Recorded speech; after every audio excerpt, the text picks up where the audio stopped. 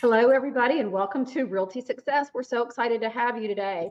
My name is Brooke Bryant. I'm a realtor in the Charlotte, North Carolina area, and I'm with you here weekly for the Realty Success show. And along with us, we have a very special guest today coming to us from New York City. We're so happy to have Adie Kriegstein, and she runs a team in New York City and is going to talk to us today about red flags when working with real estate agents. So we're going to go around the room and introduce everybody, and we're going to start with you, our special guest today, Adie. If you please say hello to everyone. Well, thank you, Brooke. It's such a pleasure to be on your show for one. I really am just overjoyed. As you mentioned, I'm a real estate agent in New York City. I've been selling real estate for about 18 years. My team is NYC experienced team here at Compass in the city, and we sell properties all over the city and in Brooklyn. What happens if you are a home buyer or a co-op participant or whatever the term is? How would you find someone like yourself? What is the process of finding a realtor that you can trust? It's a wonderful question. In New York City, people are always like, oh, my friend, my so-and-so. Everyone always has someone, which is wonderful. But I always find that people, unfortunately, often just take the recommendation. And then later will be like, I'm working with someone, they're never around, or I hired them, I got their assistant. And it really is tricky to navigate that because it's hard to know what you're getting involved with unless you take the time to diligently do your research to find out whom you're hiring. Now, from a seller's perspective, they are of the mindset, I need to interview an agent, right? They need to know the building. They need to know specifically the co-op, how to get people through, how to qualify them.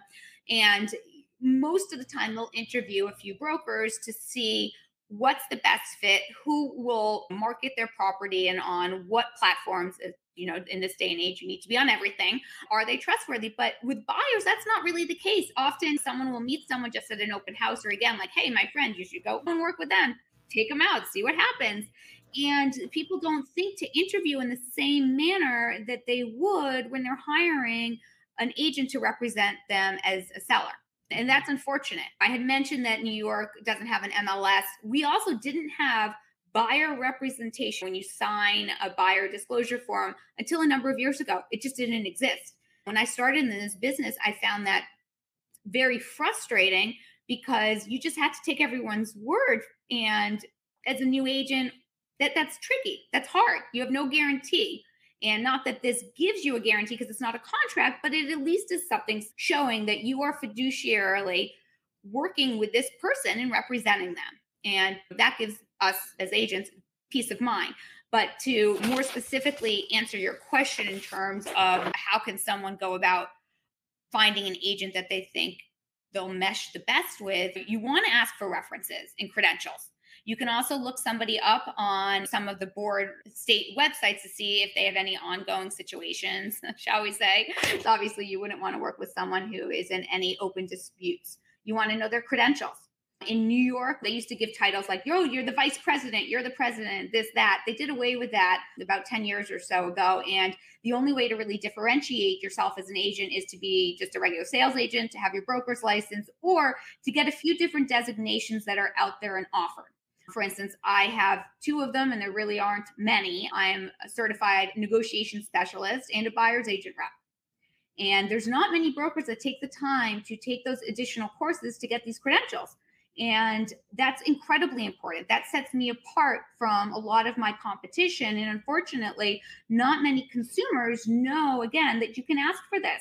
It's not just you've sold X number of buildings in my area, but you want to know what they can bring to the table. More so in a digital age, what's their marketing strategy? What's their track record for that? Pick up the phone, call the people that they show you as references. And if they don't, ask for some. You're in this relationship for a long time. You want to make it work. Yeah, that's so true. It's such an important relationship that you're in. It's one of the biggest purchases, if not the biggest purchase that you're going to make your entire life. And you buy your home and you're in that home for a long period of time. And I've found that to be true, that sellers seem to take a more proactive role in selecting the right agent than buyers do. I work a lot with first-time home buyers, and they don't really know the questions to ask. So that I enjoy educating them on that. It is kind of a head scratcher that people don't spend the time selecting a good buyer's agent when they're the ones who do most of the heavy lifting. Absolutely right. And you want to know their communication skills as well. And often you don't even they don't spend enough time just talking with you to realize, is this even going to work?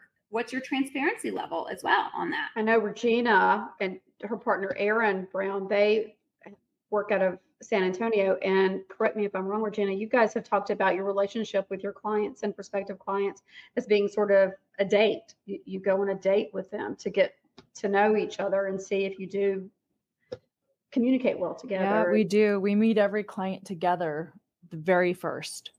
And we, especially on the buyer side, we spend so much time with our clients that most of the time they turn into friends.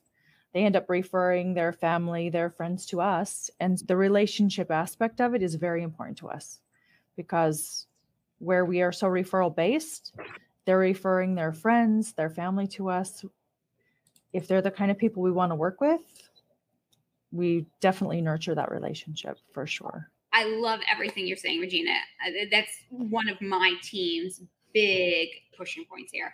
We want to know that we have sold everyone in their family an apartment and then all of their friends.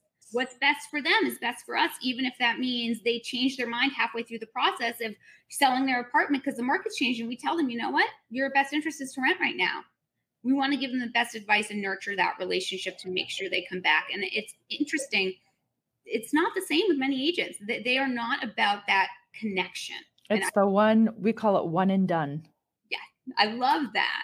That's wonderful. I want to thank you for all of the great information you shared with us today. And I want to thank you for representing our profession so brilliantly.